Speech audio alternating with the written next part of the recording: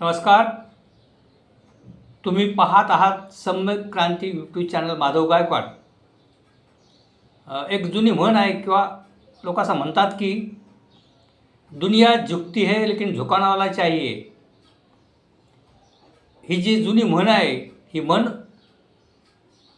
तंत जुळते कालकथित अजितदादा पवार यांच्या संदर्भामध्ये. अनेकदा अजितदादा पवारांचे टीकाकार नेहमी म्हणत असत की किंवा लिहून देखील अनेकदा येत असे किंवा ऐकायला मिळत असे की अजितदादा पवार एकदा 10वी नापास झाले होते आणि त्यांचं फारसं शिक्षण झालं नव्हतं, परंतु महाराष्ट्रातल्या एका मोठ्या राज्याचा अर्थसंकल्प ते सादर करायचे. 8-9 वेळा त्यांनी महाराष्ट्राचा अर्थसंकल्प सादर केलेला आहे. म्हणजे पैशाचा व्यवहार अर्थ खातं त्यांनी सांभाळलेलं आहे. किंबहुना अनेक महत्त्वाची खाती त्यांनी यशस्वीपणे सांभाळलेली आहेत. तर त्यांच्यावर टीका करणारे बाकी म्हणत असतात की या माणसाचं शिक्षण नाही, परंतु ज्या व्यक्तीचं जे उत्तुंग व्यक्तिमत्व महाराष्ट्राने पाहिलेलं आहे, राजकारणामध्ये आणि प्रशासनामध्ये मंत्री म्हणून काम करत असताना त्यांनी त्यांचं वर्चस्व सिद्ध केलेलं आहे.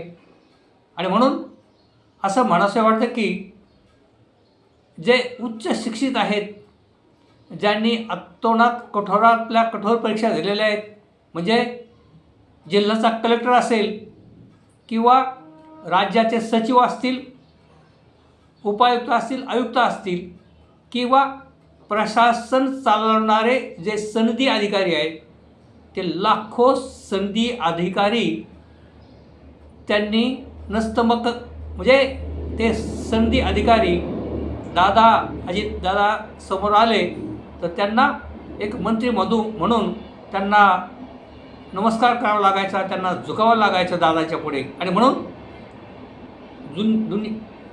दुनिया झुकती है लेकिन झुकाना चाहिए. तेवढी पावर, फारसं शिक्षण नव्हतं तरी तेवढी पावर अजितदादा यांनी निर्माण केली होती. आणि लाखो सनदी अधिकारी किंवा लाखो मोठे बिझनेसमॅन, उद्योगपती किंवा इतर कोणी व्यक्ती असतील, त्या बाकी दादांच्या पुढे झुकत होत्या. हे अनेकदा सिद्ध झालेलं आहे. तेव्हा अजितदादा यांच्या जाण्यामुळे अनेक चर्चांना बाकी या ठिकाणी होत आलेला आहे. परंतु अजितदादा यांच्या जाण्याने बाकी सर्वांनाच हळहळ निर्माण झालेली आहे. आणि आपण पाहत आहात की अजितदादांच्या राष्ट्रवादी काँग्रेस आणि माननीय शरद पवार साहेबांची राष्ट्रवादी काँग्रेस अजितदादांच्या जाण्याला फार वेळ झालेला नाही, त्यांचे संस्कार विधी पूर्ण झाले नाहीत, तर चर्चा सुरू झाली. अजितदादांची इच्छा होती की 2 राष्ट्रवादी काँग्रेस एकत्र यावं, म्हणजे विलिनीकरणाची संदर्भामध्ये काही लोक बोलू लागले. तर अजितदादांनी फक्त राष्ट्रवादी शरद पवार साहेबांच्या राष्ट्रवादीबरोबर फक्त निवडणुकापुरती युती केली होती. आणि एका बाजूला चर्चा सुरू झाली की विलिनीकरण झालं पाहिजे अशी दादांची इच्छा आहे, आणि दुसऱ्या बाजूला प्रफुल्ल पटेल असतील, सुनील तटकरे असतील किंवा छगन भुजबळ असतील, धनंजय मुंडे असतील, या मंडळींनी बाकी या एकीकरणाला अप्रत्यक्षपणे विरोध दर्शवला. आणि तशा पद्धतीचं काय आमच्यासमोर बोलणं झालं नाही असं ते म्हणू लागले. आणि त्यांनी तात्काळ, अर्थात भारतीय जनता पार्टीच्या हायकमांड असतील, वरिष्ठ असतील, यांच्या आदेशानुसार अत्यंत दादांच्या जाण्याच्यानंतर 4 दिवसात माननीय सुनित्रा अजितदादा पवार या भगिनीस महाराष्ट्राचे उपमुख्यमंत्री म्हणून त्यांची नेमणूक केली आणि त्यांनी शपथ देखील घेतली. आणि सुनित्रा अजित पवार या मॅडमनी ज्यावेळेला ही शपथ ग्रहण केलं त्याच्यानंतर त्यांच्यावर देखील टीका होऊ लागले की या मॅडमला एवढा दमधीर नाही का की त्यांनी इतक्या लवकर उपमुख्यमंत्र्यांची शपथ घेतली? तर त्यांनी काही काळ थांबायला पाहिजे होतं आणि नंतर उपमुख्यमंत्र्यांची शपथ घ्यायला पाहिजे होती. तर अशा पद्धतीची चर्चा देखील महाराष्ट्राने पाहिलेली आहे. अर्थात याच्यामध्ये एक राजकारण असं म्हटलं जातं आहे की एक सुनील तटकरे असतील किंवा प्रफुल्ल पटेल असतील, या मंडळींनी बाकी त्यांना लवकरात लवकर उपमुख्यमंत्री करा अशी घाई लावली आणि तशा पद्धतीने त्यांनी तो कार्यक्रम यशस्वी केला आहे. अर्थात ते म्हणतात की आमचा पक्ष आहे, आम्ही निर्णय घेणार. परंतु या ठिकाणी बाकी पवार कुटुंबियामध्ये काही थोडंसं वितुष्ट येईल की काय, अशा पद्धतीची व्यूहरचना या नेते मंडळींनी केली हे बाकी या ठिकाणी जाणवते. परंतु पवार कुटुंबीय सातत्याने एकत्रित येऊन अत्यंत संयमाने ते आपले गोष्टी करत असतात, हे देखील महाराष्ट्राने पाहिलेलं आहे. परंतु यापुढील काळात बाकी दोन्ही राष्ट्रवादीचं एकीकरण होईल काय, दोन्ही राष्ट्रवादीचं विलिनीकरण होईल काय, ही गोष्ट बाकी शक्य वाटत नाही. कारण की या राष्ट्रवादी आता सुनित्रा पवार यांचा जो गट आहे आणि त्या गटाचे जे शीर्षस्थ नेते आहेत, म्हणजे सुनील तटकरे असतील, प्रफुल्ल पटेल असतील, छगन भुजबळ असतील, धनंजय मुंडे असतील, मुश्रीफ असतील, ही मंडळी बाकी या दोन्ही राष्ट्रवादीच्या ऐक्यास तयार नाहीत, हे बाकी त्यांच्या वक्तव्यावरून आपल्याला जाणवतं. कारण की जर या दोन राष्ट्रवादी एकत्र झाल्या तर अर्थातच माननीय शरदचंद्र पवारसाहेब व माननीय सुप्रिया सुळे आणि रोहित पवार यांचं वर्चस्व या संपूर्ण पक्षावर राहील आणि मग आपलं काय होणार, आणि या भीतीपोटी ही मंडळी बाकी या ऐक्यास तयार होत नाहीत, हे बाकी वारंवार या ठिकाणी आपल्याला जाणवते. तेव्हा नजीकच्या काळात देखील हे दोन्ही राष्ट्रवादी काँग्रेसचं ऐक्य होईल व विलीनीकरण होईल, ही गोष्ट बाकी याची शक्यता फारच कमी आहे.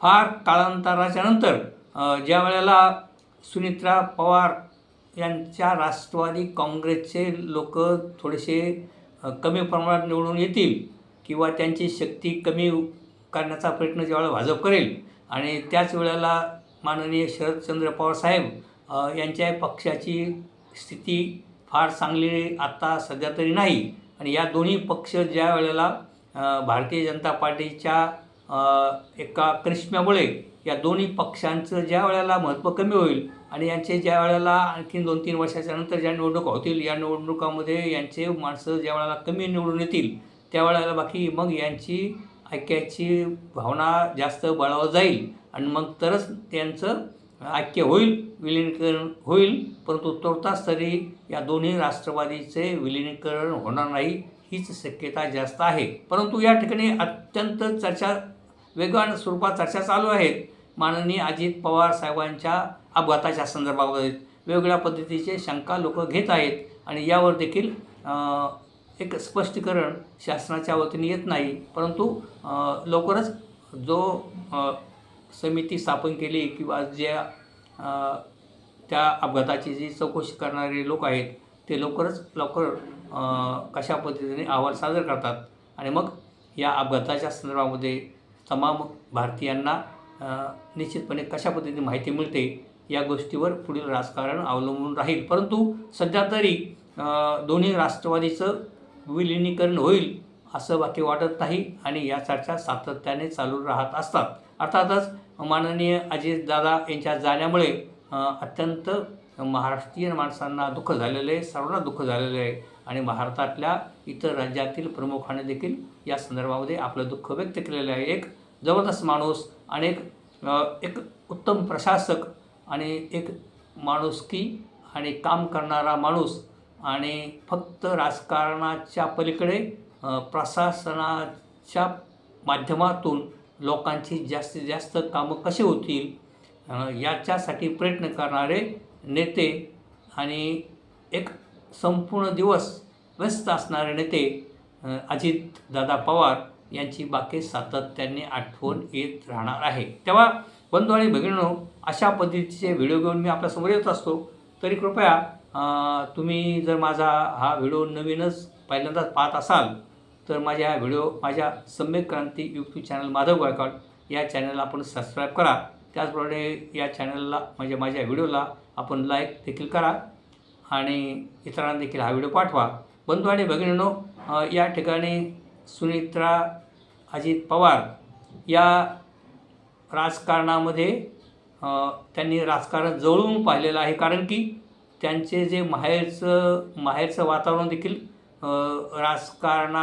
राजकारणी घराण्यांचंच आहे आणि इकडे पवार कुटुंबीय देखील हे मोठे राजकारणी आणि त्यामध्ये लग्न झाल्यापासून त्या वावरलेल्या असल्यामुळे राजकारणामध्ये त्यांना चांगल्याच गोष्टी सगळ्या माहिती असल्यामुळे अनेक उच्च शिक्षित महिला आणि एक धीरगंभीर महिला या ठिकाणी जाणवतात आणि त्यांच्या माध्यमातून बाकी या महाराष्ट्रातील गोरगरिबांचं कल्याण होईल व गोरगरिबांच्या प्रश्नावर त्या सातत्याने आपलं लक्ष देऊन महाराष्ट्रातल्या शेतकऱ्यांच्या संदर्भामध्ये गोरगरिबांच्या शेतकऱ्यांमध्ये शेतमजूर असतील अशा अनेक प्रश्नावर ते लक्ष देतील अशा पद्धतीची बाकी आपल्याला आशा या ठिकाणी वाटते.